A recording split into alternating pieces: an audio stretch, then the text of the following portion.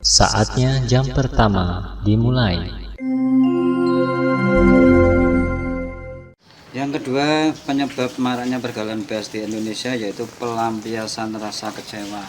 Pelampiasan di sini disebabkan karena orang tua yang terlalu otoriter pada anaknya atau membebaskan anaknya, dan juga karena tugas-tugas dari sekolahan yang menyebabkan anak tersebut pelampiasan melakukan hal-hal yang tidak baik. Selanjutnya yang ketiga yaitu kegagalan remaja menyerap norma yang ada di masyarakat. Selanjutnya dampak pergaulan bebas. Tentu saja terjadinya pergaulan bebas memberikan pengaruh bagi diri sendiri, bagi orang lain, orang tua, masyarakat, juga negara. Dampaknya yang timbul dalam pergaulan bebas itu antara lain yaitu seks bebas. Yang kedua, ketergantungan obat atau narkoba. Dan yang ketiga adalah menurunnya tingkat kesehatan. Yang keempat, merenggangnya hubungan keluarga. Karena banyaknya timbul masalah pada kedua anak tersebut, akhirnya bisa merenggangkan hubungan antar keluarga. Kemudian menurunnya prestasi. Dan yang keenam yaitu berdosa.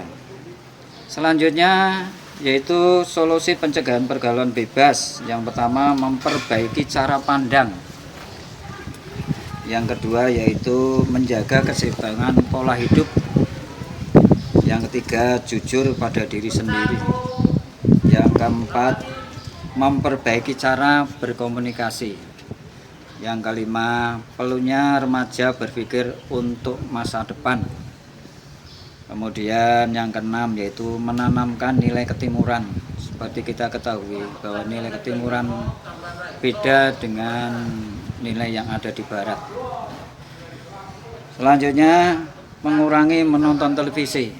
Karena di dalam televisi biasanya banyak sekali film-film dari barat yang itu akhirnya bisa mempengaruhi sikap dari anak. Kemudian banyak beraktivitas secara positif, bersikap atau beraktivitas secara positif ini banyak sekali kita lakukan, antara lain dengan olahraga, bisa dengan kegiatan-kegiatan yang lain, misalnya anak putri bisa menari, bisa kegiatan-kegiatan yang bisa mendukung dirinya untuk bekal nanti. Kalau olahraga misalnya banyak sekali anak laki-laki itu banyak sekali bisa melakukan ya, dengan cara melihat dari kondisi anak tersebut, senangnya apa, hobinya apa, itu dia bisa menyalurkan hobi itu untuk melakukan kegiatan-kegiatannya. Selanjutnya 9, sosialisasi bahaya pergaulan bebas. Ini perlu diberikan pada anak, karena anak biasanya tidak mengerti akibat dari pergaulan bebas itu, ya, bahwa kalau orang atau anak itu memakai narkoba itu sampai kapanpun kalau darahnya diambil dites itu masih ada bekasnya, ya. Yang ringan-ringan saja, misalnya kita menindik telinga kita, kemudian kita membuat tato di dalam tubuh kita, itu nanti akan berakibat pada masa ketika dia mencari pekerjaan, itu bisa menghambat tidak diterima untuk menjadi pegawai.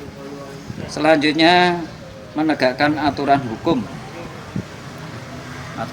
yang ada di Indonesia atau di negara kita perlu kita tegakkan, ya, dengan menjerat para misalnya menggunakan narkoba, maka akan dicari dari siapa dia mendapatkan narkoba tersebut. Selanjutnya, faktor yang mempengaruhi pergaulan remaja, ya. Sebagai makhluk sosial, individu dituntut untuk mampu mengatasi segala permasalahan yang timbul sebagai hasil dari interaksi dengan lingkungan sosial dan mampu menampilkan diri sesuai dengan aturan dharma yang berlaku. Ya. Beberapa faktornya antara lain yaitu kondisi fisik, kemudian kebebasan emosional, yang ketiga interaksi sosial, yang keempat pengetahuan terhadap kemampuan diri, dan penguasaan diri terhadap nilai-nilai moral dan agama. Selanjutnya, cara menghindari pergaulan bebas di kalangan remaja. Banyak sekali yang bisa kita lakukan untuk menghindari hal-hal tersebut.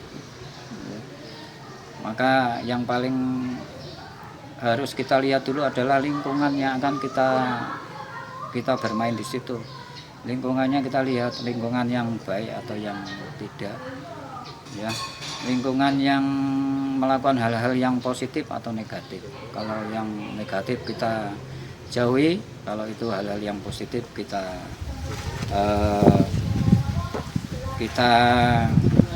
bisa bergaul di situ. Ya. Banyak anak menjadi dewasa karena sesuatu hal yang kita melakukan hal-hal yang positif, itu nanti kita bisa bersikap dewasa, ya, sikap yang baik. Yang pertama, agar kita bisa menghindari pergaulan bebas itu antara lain ingat kepada orang tua. Kalau kita ingat kepada orang tua, bagaimana susahnya orang tua mencari nafkah untuk keluarga, untuk kita, untuk sekolah kita, untuk keperluan kita, maka kita pasti akan menjauhi dari pergaulan itu. Kemudian perbanyak aktivitas positif, ya, seperti tadi sudah saya sampaikan. Kemudian menaati aturan hukum yang berlaku. Kemudian yang keempat, bergaul dengan orang yang baik. Bergaul yang baik, maka kita akan menjadi baik. Kalau kita bergaul dengan orang yang tidak baik, misalnya orang yang senangnya mencuri, pasti lama kelamaan kita juga akan menjadi orang yang suka mencuri. Bahkan dimulai dari yang paling kecil, dari mencuri, kemudian dari keluarga, mengambil punya adik, punya orang tua, kemudian sudah tidak ada, kemudian keluar mengambil milik tetangga. Kalau tetangga sudah nggak bisa, kemudian akan keluar menjadi pencuri dan lain sebagainya. Kemudian prinsip-prinsip etika pergaulan remaja, kita harus tahu satu hak dan kewajiban kita. Hak yang kita dapatkan dari orang tua sudah kita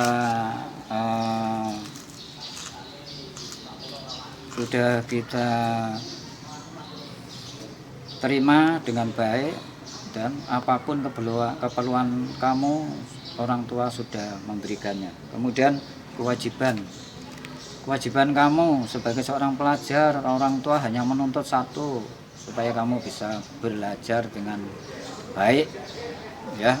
Dan belajar itu, untuk belajar di sini yang paling baik adalah di sekolah, karena kalau di sekolah itu lebih tertata dengan baik daripada kamu belajar di rumah. Kecuali kalau demikian, itu adalah materi-materi yang akan kita sampaikan atau nanti yang akan diteskan pada PAT yang akan datang. Jangan lupa anak-anak kamu pelajari mulai dari yang pertama, yaitu bela diri, yang kedua adalah senam lantai, yang ketiga adalah senam irama, dan yang keempat adalah pergaulan bebas. Soal-soal yang ada di buku paket bisa kamu pelajari semuanya, bisa kamu pelajari, ya, tidak usah mengambil tempat yang lain, itu aja dari buku paket saja. Saya kira itu aja yang perlu saya sampaikan pada anak-anak semuanya. Jangan lupa anak-anak kita selalu berdoa,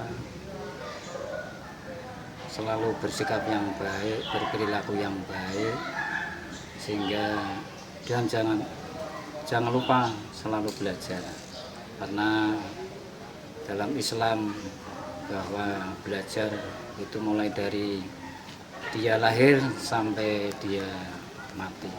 Jadi selama dia hidup maka orang itu harus selalu belajar. Jaga kesehatan dan terima kasih. Assalamualaikum warahmatullahi wabarakatuh.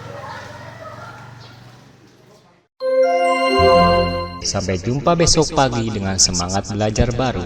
See you tomorrow morning with a new learning spirit. Take care on the way home and have a nice day.